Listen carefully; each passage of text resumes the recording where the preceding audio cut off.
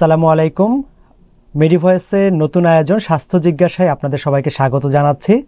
আমি doctor নাজিরুম Mubin, cancer বিশেষজ্ঞ, কাজ করছি ঢাকা মেডিকেল কলেজ হাসপাতালে। মেডিভয়েসের নতুন আয়োজন স্বাস্থ্য জিজ্ঞাসায় দর্শকরা প্রশ্ন পাঠান আমাদের কাছে এবং আমরা বিশেষজ্ঞ চিকিৎসকরা সেই প্রশ্নের উত্তর দেওয়ার চেষ্টা করে থাকি। প্রথম প্রশ্নটি হলো, স্যার আমার স্তনে টিউমার হয়েছিল এবং সেখান থেকে ক্যান্সার ধরা পড়েছে। সেই জায়গায় ঘা হয়ে গেছে, এখন চিকিৎসা দেওয়া হচ্ছে এবং প্রতিদিন 2টি ইনজেকশন চলছে। শরীরে পানিও জমেছে, দয়া করে আমাকে যদি কোনো পরামর্শ দিতেন। প্রথমে দুঃখ প্রকাশ করছি আপনার ক্যান্সার শনাক্ত হওয়ার জন্য, তবে একই সাথে আপনাকে সাহস জানাচ্ছি যে ব্রেস্ট ক্যান্সার নিরাময়যোগ্য একটি রোগ বা স্তন ক্যান্সার একটি নিরাময়যোগ্য রোগ। আশা রাখছি আপনি অচিরেই সুস্থ হয়ে যাবেন। স্তন ক্যান্সারের চিকিৎসাকে আমরা মোটামুটি 3টা ভাগে ভাগ করতে পারি: কেমোথেরাপি, অপারেশন বা সার্জারি এবং রেডিওথেরাপি। আপনার দেওয়া বর্ণনা মতে আপনার এখন আসলে কোন ধরনের চিকিৎসা চলছে সেটা আসলে পরিষ্কার না। কেমোথেরাপি চলতেও পারে, নাও চলতে পারে, কিন্তু যখন স্তন ক্যান্সারের রোগীরা ঘা নিয়েই চিকিৎসকের কাছে উপস্থিত হন তখন শুরুতে আমরা 2টো কাজ করতে পারি। একটা হলো অপারেশন করে স্তনটা কেটে ফেলে দেওয়া, টয়লেট মাস্টেক্টমি বলা হয়। পরবর্তীতে কেমোথেরাপি এবং রেডিওথেরাপি দেওয়া, অথবা আগে কেমোথেরাপি দিয়ে টিউমারটাকে ছোট করা, ঘাটাকে ছোট করা, ঘাড় চিকিৎসাটা দেওয়া, তারপরে অপারেশন করে রেডিওথেরাপি দেওয়া। আপনি একজন ক্যান্সার বিশেষজ্ঞ শরণাপন্ন হলে তিনি আপনার জন্য যে সঠিক চিকিৎসা পদ্ধতি সেটি সম্পর্কে আপনাকে একটা সুপরামর্শ দিতে পারবেন। আসসালামু আলাইকুম স্যার, আমার নাম রফিক, বয়স 28 বছর, আমি কিশোরগঞ্জ থেকে বলছি। আমার বাম হাতের কনুইতে অনেক দিন ধরে ছোট একটি টিউমারের মতো আছে। আগে ব্যথা করতো না, তবে কিছুদিন ধরে এটি ব্যথা করছে। এর আগে আমি একজন চিকিৎসককে দেখিয়েছিলাম, তিনি বলেছেন এটি কোনো বড় সমস্যা নয় এবং কোনো ঔষধও দেননি, কিন্তু বর্তমানে ব্যথা অনুভব করছি। স্যার দয়া করে আমাকে জানাতেন কি করতে পারি। হাতের মধ্যে ছোট টিউমার দীর্ঘদিন ধরে থাকা এটি সাধারণত ক্যান্সারের পূর্বলক্ষণ নয়। এরপরেও যদি আপনি এটি একদমই নিশ্চিত হতে চান, আপনি আরেকজন চিকিৎসকের শরণাপন্ন হতে পারেন এবং আপনি এফএনএসি বা বায়োপসি পরীক্ষা করে দেখতে পারেন যে টিউমারটি আপনার হাতে রয়েছে তার মধ্যে ক্যান্সারের কোনো কোষ আছে কিনা। তবে বেশিরভাগ ক্ষেত্রেই যেসব নিরীহ টিউমার, আমরা বিনাইন টিউমার বলে থাকি, যেগুলো ক্যান্সার হয় না, সেগুলো চোখের দেখাতেই এবং চিকিৎসকরা পরীক্ষা নিরীক্ষা করার মাধ্যমেই নিশ্চিত হয়ে যান যে এটি একটি বিনাইন টিউমার বা এটি কোনো ক্যান্সার নয়, এবং এটির জন্য সাধারণত কোনো ওষুধপত্রেরও প্রয়োজন হয় না। আমি আশা করছি আপনারাও হয়তো সেরকম কোনো অসুখ হয়েছে, টিউমার হয়েছে। এরপরে আপনি অধিকতর নিশ্চয়তার জন্য একজন ক্যান্সার বিশেষজ্ঞ শরণাপন্ন হতে পারেন এবং আরও অধিকতর নিশ্চয়তার জন্য একটা এফএনএসি বা বায়োপসি করতে পারেন। স্যার আমি নাম বলতে চাচ্ছি না, আমি একজন শিক্ষিকা, বয়স 47 বছর। আমার স্তনে অস্বাভাবিক গুটি গুটি অনুভব করছি, কয়েক মাস ধরে একই অবস্থায় রয়েছে, মাঝে মাঝে ব্যথাও করে। আমি কি ব্রেস্ট ক্যান্সারের ঝুঁকিতে আছি? কোনো পরীক্ষা করানোর দরকার কি আছে?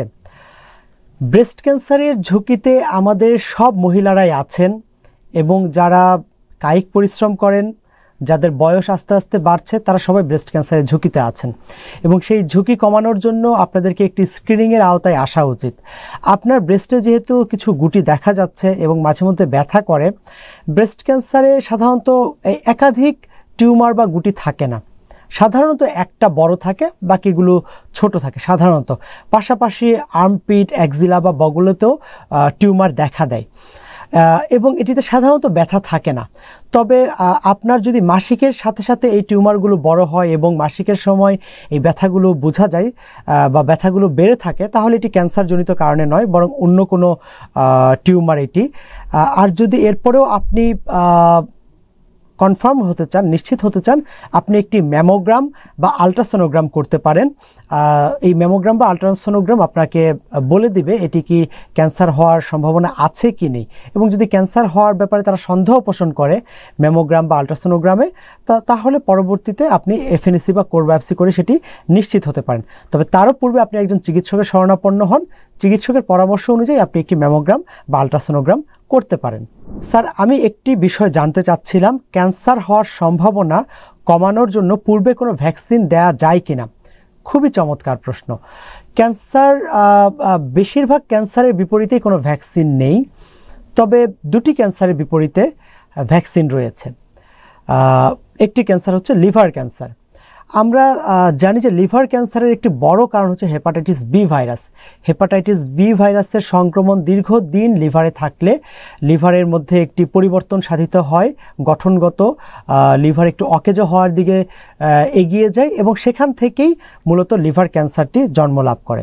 সুতরাং আমরা যদি হেপাটাইটিস বি ভাইরাসের বিপরীতে কোনো ভ্যাকসিন নিতে পারি তাহলে আমাদের লিভার ক্যান্সার হওয়ার ঝুঁকি অনেকাংশেই কমে যায়। এবং বর্তমানে আমাদের হেপাটাইটিস বি ভাইরাসের বিপরীতে ভ্যাকসিন খুবই সহজলভ্য, সেটি আপনারা গ্রহণ করতে পারেন, গ্রহণ করে আপনারা লিভার ক্যান্সারের ঝুঁকি কমাতে পারেন।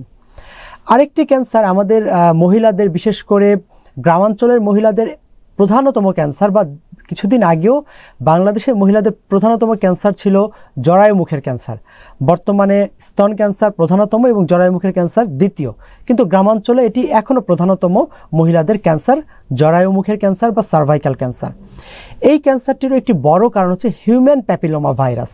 এই হিউম্যান প্যাপিলোমা ভাইরাসের বিপরীতেও ভ্যাকসিন রয়েছে বা টিকা রয়েছে এবং আশার বিষয় বা আনন্দের বিষয় হলো এটি আমাদের সম্প্রসারিত টিকাদান কার্যক্রম বা ইপিআই এর মধ্যেও এটিকে অন্তর্ভুক্ত করা হয়েছে এবং এটিও সহজলভ্য। কেউ যদি ব্যক্তি উদ্যোগেও এই টিকাটি নিতে চান তাও তিনিও এই টিকাটি নিতে পারেন। হিউম্যান প্যাপিলোমা ভাইরাসের বিপরীতে টিকা, যেটি জরায়ুমুখের ক্যান্সারকে প্রতিরোধ করে।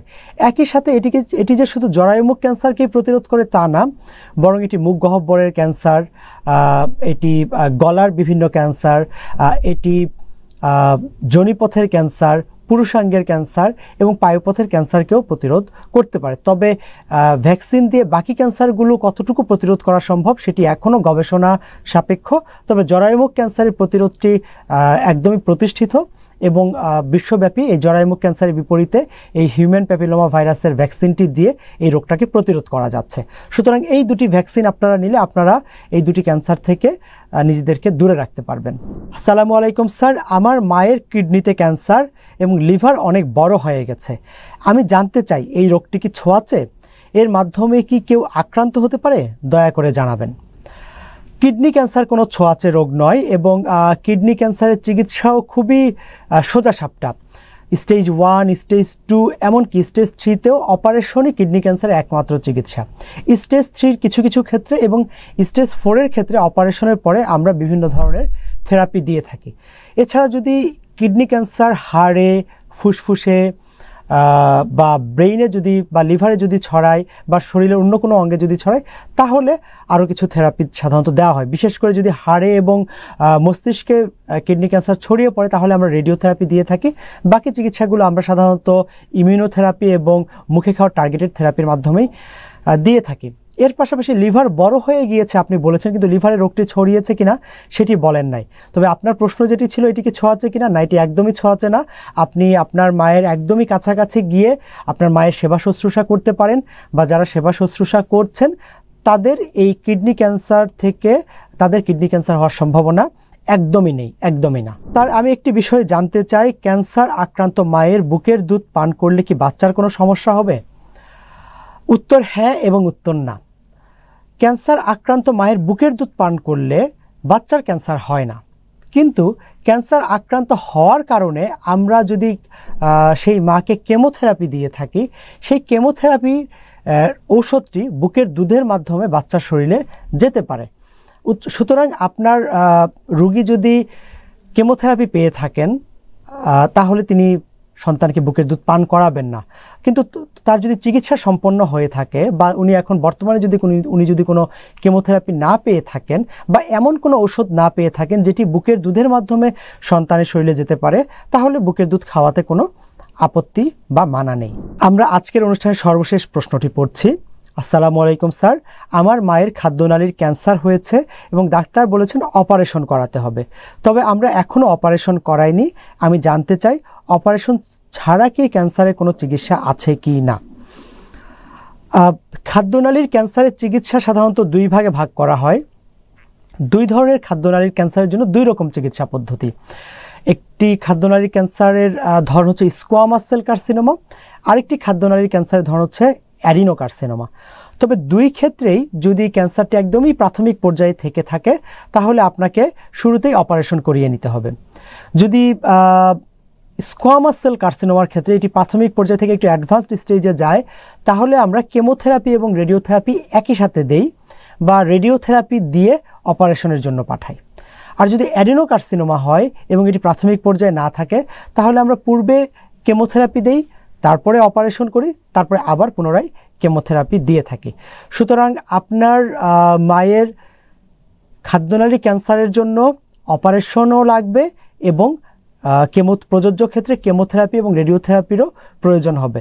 বিশেষ ক্ষেত্রে শুধুমাত্র রেডিওথেরাপি দিয়ে যদি সেটি স্কোয়ামাস সেল কার্সিনোমা হয় খাদ্যনালীর, তাহলে শুধুমাত্র কেমো এবং রেডিও দিয়েও আপনি চিকিৎসা করতে পারবেন অপারেশন ছাড়া। তবে কোনটি আপনার মায়ের জন্য প্রযোজ্য হবে সেটি ভালো বলতে পারবেন একজন ক্যান্সার বিশেষজ্ঞ। আপনি অতি সত্বর একজন ক্যান্সার বিশেষজ্ঞের পরামর্শ নিয়ে আপনি আপনার মায়ের জন্য যথোপযুক্ত যে চিকিৎসা পদ্ধতি সেটি গ্রহণ করতে পারেন। এই ছিল আমাদের আজকের মেডিভয়েসের স্বাস্থ্য জিজ্ঞাসায় আসা প্রশ্নগুলো। আশা করছি এই প্রশ্নগুলোর উত্তর পেয়ে প্রশ্নদাতাদের পাশাপাশি যারা এই অনুষ্ঠানটি দেখছেন তারাও কিছুটা উপকৃত হবেন। এরপরেও যদি আপনাদের ক্যান্সার নিয়ে আরও কোনো জিজ্ঞাসা থাকে আপনারা প্রশ্ন পাঠাতে পারেন। আমরা আমাদের সময় সুযোগ মতো আমরা চেষ্টা করব ভবিষ্যতেও আপনাদেরকে এই প্রশ্নের উত্তরগুলো দিতে। সবাই ভালো থাকবেন, সুস্থ থাকবেন। আসসালামু আলাইকুম।